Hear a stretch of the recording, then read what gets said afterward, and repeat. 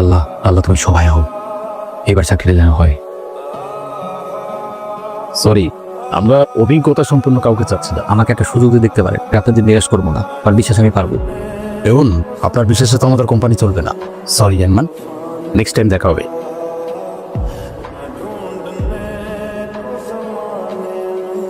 কি হয়েছে?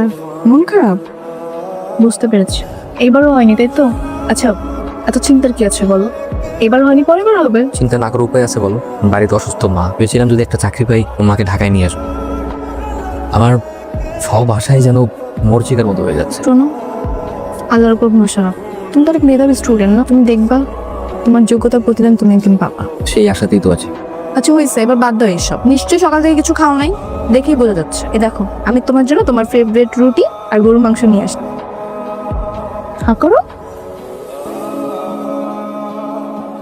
আর কত করবো আমার জন্য? তো আপনার জন্য করবো না তো কার জন্য করবো? আমার প্রিয় মানুষটাই তো আপনি।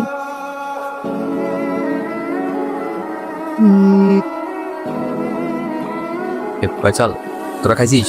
কি খামো না? ওখানে আমরা সন্ধ্যায় খেয়ে দিস, তোর লেগে করে দেবো। না, ওই আমি দেখলাম যে পাতিলে ভাত নাই, আমার মিল কি দেয় নাই নাকি? আইসে মিলের কথা কইতে এবার সময় মিলে টাকা দিছোস? ম্যানেজারে কইছে যে পর্যন্ত পাত্তি না দিবা খাওয়ানো বন্ধ। এই যে কি লেখা? হ্যাঁ,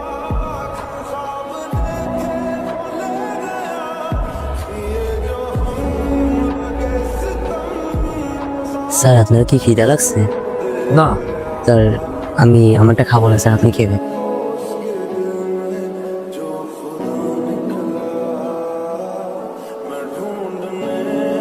হ্যালো মা। কি রে বাজান, কেমন আছিস তুই? আলহামদুলিল্লাহ ভালো আছি। বাজান কিছু খাইছস? হ্যাঁ মা, কি দিয়ে খাইলি? ওই স্কেপ মেসে পার্টি ছিল তো, ভাত, গরুর মাংস, মুরগির মাংস, মাছ, অনেক কিছু। বাজান আমার না ওষুধগুলো তো ফুরাই গেছে। ঠিক আছে, সমস্যা নেই, আমি টিউশনির টাকাটা পেলেই পাঠাই দিচ্ছি, তুমি কোনো চিন্তা করো, পরে ফোন দেবো। হ্যাঁ, অভিনন্দন মিস্টার সাকিব, আপনার চাকরিটা হয়ে গেছে। তো যদি চাকরি হয়ে গেছে। হ্যাঁ, আপনার চাকরিটা হয়ে গেছে। আপনি চাইলে হচ্ছে আগামী মাসের 1 তারিখ থেকে জয়েন করতে পারেন। আপনার স্যালারি হবে হচ্ছে 12,000। জানাচ্ছি স্যার।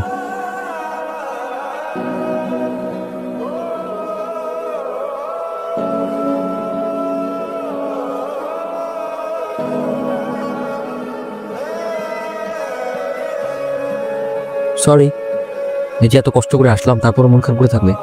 তুমি আজকের দিনটার কথা বলে গেলে কি? তুমি তো জানোই যে আজকে কত দৌড়দৌড়ি, টেনশন, সব কিছুর ভিতরে স্পেশাল ড্রেসগুলোর কথা মাথায় ছিল। এই ফুলটা তোমার, প্লিজ নাও। এই মুখটায় এত মায়া যে বেশিক্ষণ রাগ করে থাকতেও পারে না। Thank you. এই শোনো, আজকে এখানে বসবো না, চলো অন্য কোথাও যাই, কিছু স্পেশাল ছবি তো। চলো।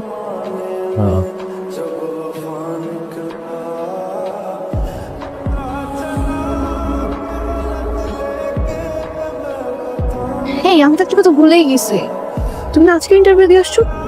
আজকে আজকে চাকরি হয়েছে, কি বলো সত্যি? তাহলে তো গুড নিউজ। কিন্তু চাকরিটা আমি করছি না। কি বলো, কেন? দেখো, আর তুমি তো জানো যে আমি 2টা টিউশনি করে 10,000 টাকা ইনকাম করি। তারা আমাকে 12,000 টাকা স্যালারি অফার করে। এই 12,000 টাকা স্যালারি নিয়ে ঢাকা শহরে তো মিনিমাম সার্ভেটুকু করা যাবে না। তার চেয়ে বরং আমি যদি আরেকটা টিউশনি করি, আমি আরো ভালোভাবে থাকতে পারি।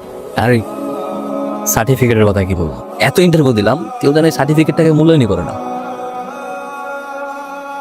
হ্যাঁ মা।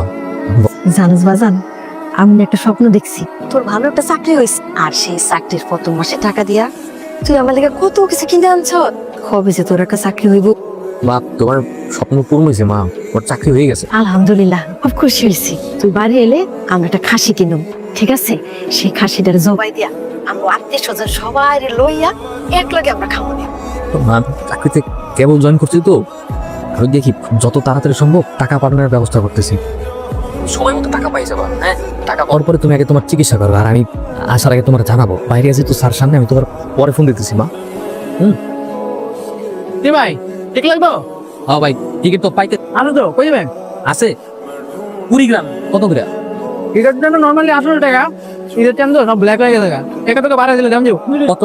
1800 করে বেচছি আরো দিন, বুঝছেন? আপনি 50 টাকা কম দিন। 1800 টাকা? এই টাকা তো আমার 1 মাসের মেসের ভাড়া। ঠিক আছে এটা মারলে আয়। হ্যালো মা, কও। ইত্তায় পড়লো খাসি দাম তো বাইরে ছিল আম্মু খাসি হবে কেন বাজান? মা ওই আমার নতুন চাকরি তো, বুঝোই তো, কাজের অনেক প্রেশার। আমি মনে হয় এবার আইতে পারবো না। তা কোনো কথা কইলি? সমস্যা নেই মা, একটু বোঝার চেষ্টা করো। চাকরিটা আমার নতুন মা, আর তুমি কোনো চিন্তা করো না। টাকা পয়সা যা লাগে আমি সব পাঠাই দিতেছি। ওকে যা যা কেনাকাটার কিনে নিও। ঠিক আছে, রাখি মা, ভালো থেকো। কি ব্যাপার, এবার ঈদের বাড়িটা যাবে না নাকি? যাবো ভাই বিকালে। তো বাড়ি যাবি, ঈদের টিকিট কাটছিস? সাকিব তুমি থাকো তাহলে, আর যাওয়ার সময় ভালো করে তাহলে মেরে যেও। হ্যাঁ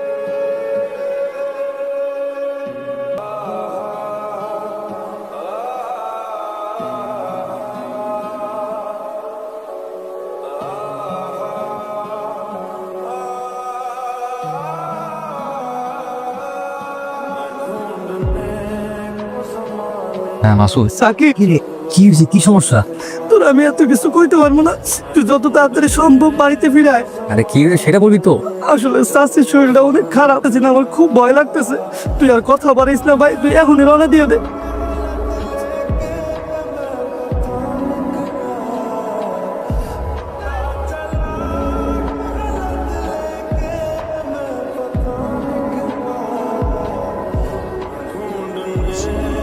বাইরে চাষির জীবনে শেষ ইচ্ছা চলবে, তার শেষ ইচ্ছা করবো, কিন্তু আর হইল কয়।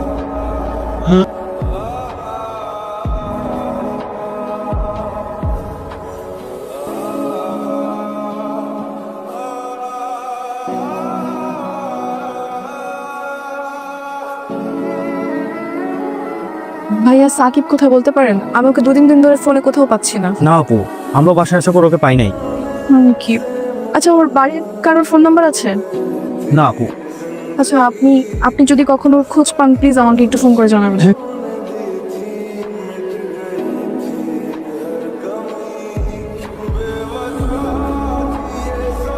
কালকে তোমাকে পাত্রপক্ষ দেখতে আসবে, কালকে তোমার এনগেজমেন্ট।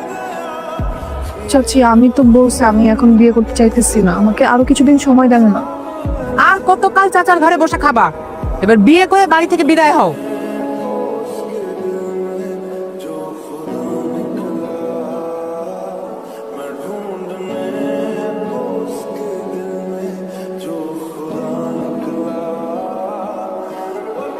আর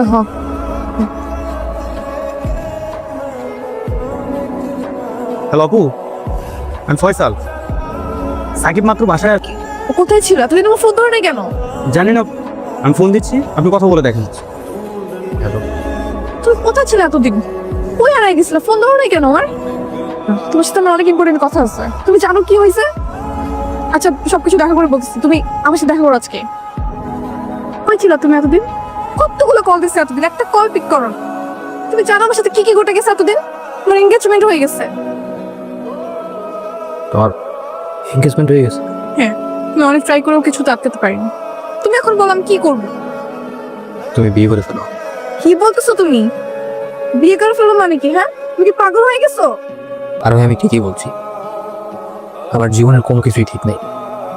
আমার জীবনের এখন না আছে কোনো উদ্দেশ্য, না আছে কোনো লক্ষ্য, আর আমি তোমাকে সুখী করতে পারবো। আর তুমি সব কথা কেন বলতেছো? আমি কিন্তু কিছুই বুঝতে পারতেছি না। আর আমি আমার মা আর নেই, আমার ভবিষ্যৎ অনিশ্চিত। আমি চাই না আমার এই অনিশ্চিত ভবিষ্যতে তোমাকে রেখে তোমার জীবনটা নষ্ট করতে। ভালো থেকো। শহরের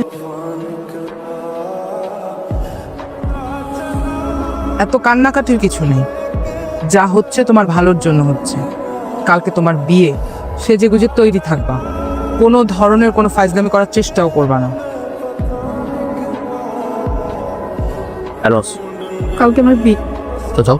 আমি তো বিয়ে করতে পারবো না, আমি বাড়িতে একবার চলে আসছি। চল আমরা বিয়ে করে ফেলি। 2 দিন আগে আমার মা মারা গেছে, এই হাতে আমার মায়ের কবরের মাটির গন্ধ এখনো লেগে আছে।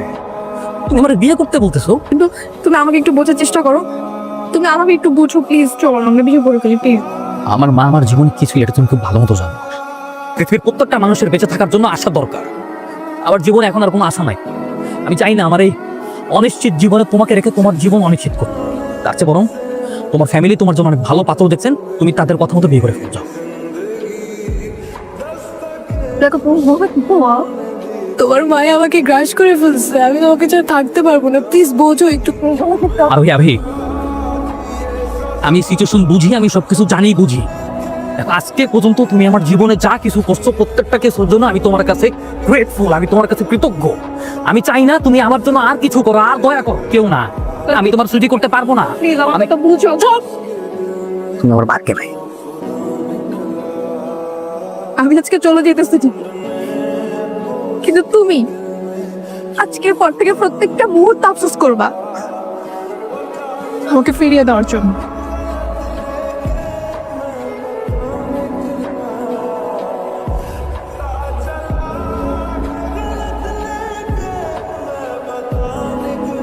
হ্যালো